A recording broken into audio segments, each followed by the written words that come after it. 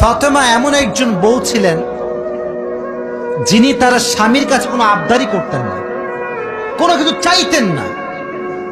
তো একদিন স্বামী আসছে, আলী এসে বলছে, এই ফাতেমা, তুমি আমার কাছে কোনো কিছু চাও না কেন? কিচ্ছুই চাও না, আমি চাই তোমাকে দিতে, তুমি নিতেই চাও না। আজকে তুমি এমন একটা কিছু চাইবা যেটা খাওয়ার জিনিস হবে, আমি তোমাকে নিয়ে এসে খাওয়াবো, আমি তোমাকে নিয়ে এসে। তো ফাতেমা বলছেন, না দরকার না। কি দরকার? থাক না, কোনো প্রয়োজন নাই। তো আলী আজকে নাসরবান্দা, না আমি খাওয়াই ছাড়বো আজকে, বলো কি খাবা। তো চাওয়ার একটা লিমিটেশন আছে। উনি বললেন, আমার কিচ্ছু লাগবে না, জাস্ট বাজার থেকে একটা আনার নিয়ে আসবেন। কি নিয়ে আসবেন? তো আলী রাদিয়াল্লাহু তাআলা আনহু বলছে, ঠিক আছে যাও, আমি যাচ্ছি, তোমার জন্য নিয়ে আসবো একটা আনার। বের হয়েছেন নেওয়ার জন্য।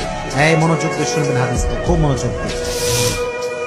বাজার থেকে একটা আনার কিনেছেন, কিনে যখন বাসায় ব্যাক করবেন, হঠাৎ করে একজন গরিব মানুষ আসছে, সে বলছে, আলী, আজ 3 দিন যাবত আমার পেটে কোনো খানা নাই, আমি বড় হতদরিদ্র মানুষ, খুবই ক্ষুধার্ত মানুষ, তুমি কি আমাকে কিছু খাওয়াতে পারবা? আলী রাদিয়াল্লাহু তাআলা আনহু এতটা দান করার মেন্টালিটি ছিল, এতটা ভালো মানুষ ছিলেন, বইয়ের কথা ভুলে গিয়েছেন, ওই আনারটাও আল্লাহর রাস্তায় দান করে দিয়েছেন। তো যখন আনার মানে হচ্ছে ডালিম, ডালিম, ডালিম। ও আচ্ছা, না বুঝতে বলা যাবে, কোনো সমস্যা নাই। আনার মানে হচ্ছে নগরে ডালিম আছে না নাই? তোমাদের নগরে একটা বড় বাজার আছে, বাজারটার নাম কি? হ্যাঁ, ওখানে দেখবা রাস্তার বাম পাশে সবগুলো বসে না, ফলের সব দেখবা, অনেক অনেক অনেক আপনার আঙ্গুর রাখা আছে, বেদানা রাখা আছে, আছে না নাই? আপনারা বেদানাও বলেন, ডালিমও বলেন। আচ্ছা, তুমি দান করে দিয়েছেন। তো যখন দান করে দিয়েছেন, হঠাৎ করে মাথায় আসছে, তো কার জন্য ছিল? ফাতেমার জন্য। বলেন, কার জন্য ছিল? তো মনটা খারাপ, যে জীবনে বউ একবার চাইলো, তাও খাওয়াইতে পারলাম না, মানুষকে দিয়ে দিলাম। বাসায় আসছে, মনটা খুবই খারাপ। তো বউয়ের ভালোবাসা কাকে বলে খুব ভালো করে বুঝতাম।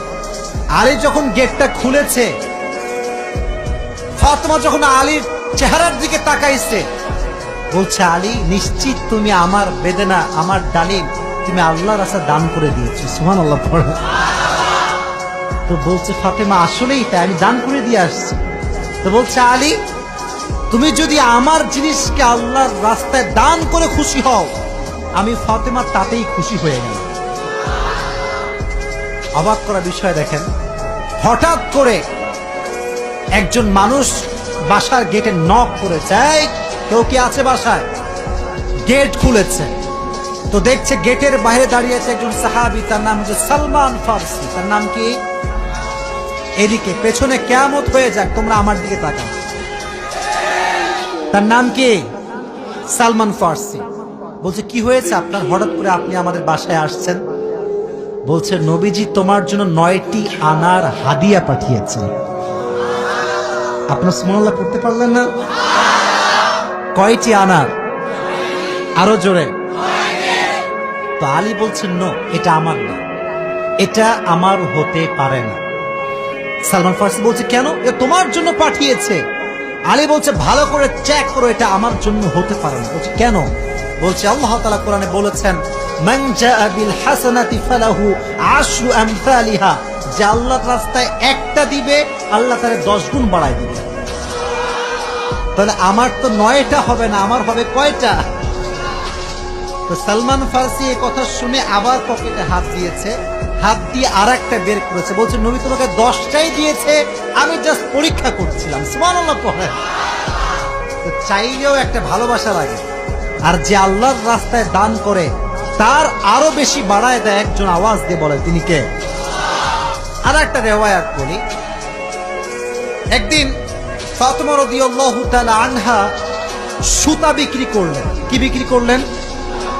সুতার দাম হচ্ছে 6 দিরহাম। কয় দিরহাম?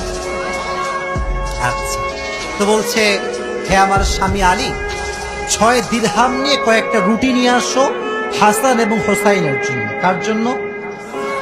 হাসান এবং হোসাইন কার সন্তান? ফাতেমা এবং আলীর সন্তান। তো অবাক করে একটা রেওয়ায়াত, আমি জাস্ট গতকালকে এটা পড়লাম, এটা আমি আগে জানতাম না। তো বের হয়েছে বাসার থেকে রুটি কিনবার জন্য। কি কিনবার জন্য? রুটি কিনে ফেলেছে। Just he was coming back to home, বাসায় আসছিলেন। হঠাৎ করেই গরিব আসছে, অসহায় মানুষ। আলী, কিচ্ছু নাই পেটে খাওয়ার মতো, তুমি কিছু দিতে পারবা?